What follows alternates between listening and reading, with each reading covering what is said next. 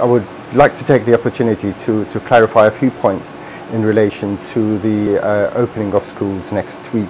Children are not super spreaders of COVID. The risk from children to adults and therefore teachers is extremely low. It is perfectly safe for children to go to school as long as individuals adhere to the precautionary public health guidelines that have been agreed with education. Amongst these, we have excluded temperature testing on arrival at school because it is an extremely insensitive way of picking up COVID.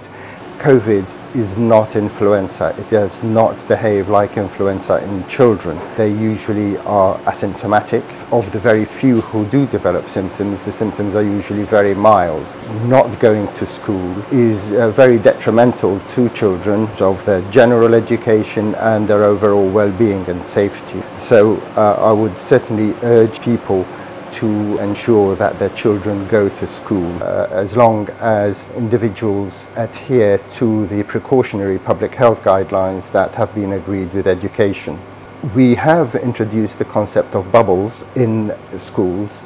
The idea is that in limiting admixture of pupils, but should there be infection, then the degree of spread would be limited. So it's also a precautionary scheme, similar to the physical distancing that we also advocate.